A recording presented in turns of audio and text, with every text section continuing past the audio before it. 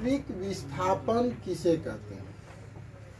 तो आपतित किरण, यह आपका आपतित किरण है, यह क्या हो गया? आपतित किरण। और निर्गत किरण, और यह हो गया निर्गत किरण, आर टी निर्गत किरण हो गया, पी क्यू आपतित किरण हो गया।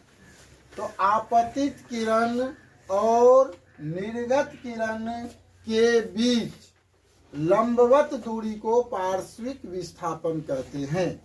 देखिए, यह आपतित किरण, ठीक है, और यह हो गया निर्गत किरण, और इसके बीच की यह जो दूरी है, यही दूरी लंबवत दूरी, यहाँ से यहाँ तक जो दूरी हो गया लंबवत दूरी, इसको क्या कहते हैं? पार्श्विक विस्थापन। पार्श्विक विस्थापन किसको कहते हैं? आपतित किरण और निर्गत किरण के बीच की लंबवत दूरी को पार्श्विक विस्थापन कहते हैं। चित्र में समझ रहे हैं ना? आपका पी क्यू हो गया आपतित किरण और आर एस हो गया आपका निर्गत किरण, और इस दोनों के बीच इसको आपतित किरण को बढ़ाते गए, ठीक है, इसको भी निर्गत किरण को भी आगे बढ़ाए, तो इसके बीच जो यह लंबवत दूरी है इसी को कहते हैं पार्श्विक। का अपवर्तनांक निकालना है। अब कांच है, कांच एक माध्यम है, कांच का अपवर्तनांक निकालना है तो क्या करना होगा? शून्य में प्रकाश की चाल बटे कांच में प्रकाश की चाल। शून्य में प्रकाश की चाल कितना है? 3 लाख किलोमीटर प्रति। शून्य कहते हैं निर्वात को, शून्य को ही क्या कहते हैं?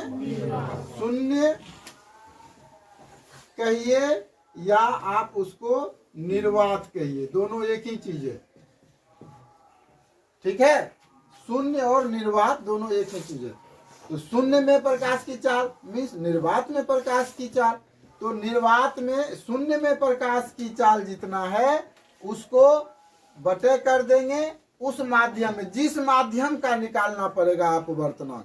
हमको कांच का अपवर्तनांक निकालना है तो शून्य में प्रकाश की चाल बटे कांच में प्रकाश की चाल। अपवर्तनांक किसे कहते हैं?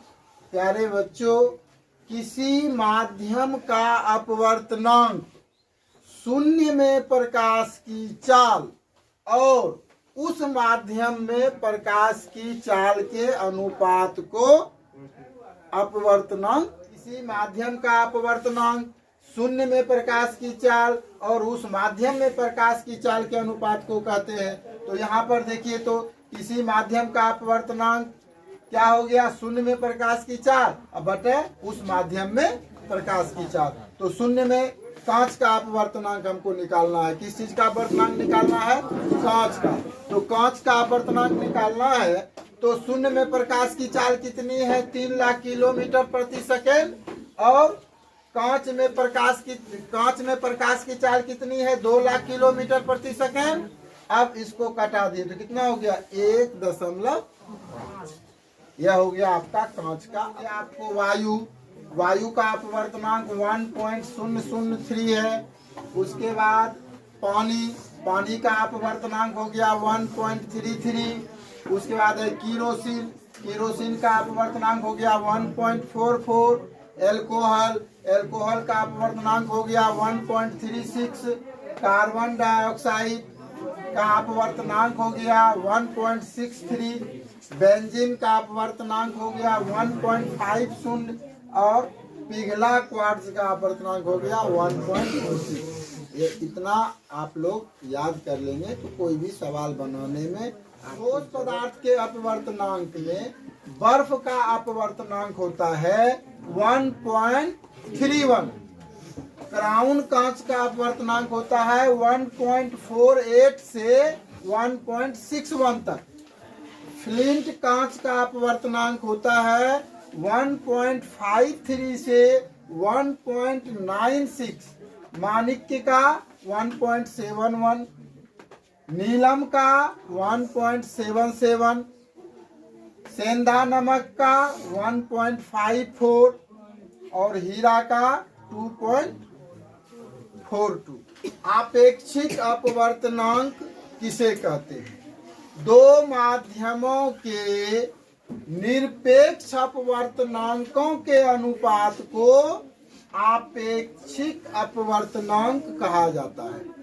यदि माध्यम 1 व माध्यम 2 के निरपेक्ष अपवर्तनांक क्रमशः n1 व n2 हो तो माध्यम 2 का माध्यम 1 के सापेक्ष अपवर्तनांक को n21 से निरूपित किया जाता है। अब n21 बराबर क्या होगा? जो आप परिभाषा में लिखे हैं उसी को लिखना है, n2 बटे m1। जिस तरह से आप लोग प्रकाश के परावर्तन का नियम पढ़े थे, उसी तरह से प्रकाश के अपवर्तन का भी नियम होता है। प्रकाश के अपवर्तन के दो नियम है।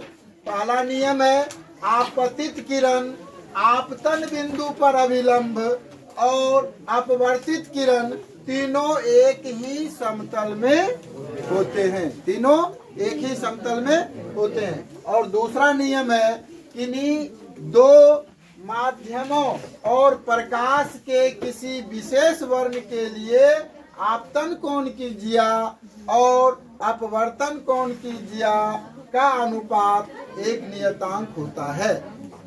यानी प्रकाश के अपवर्तन के दूसरे नियम को स्नेल का नियम भी कहा जाता है।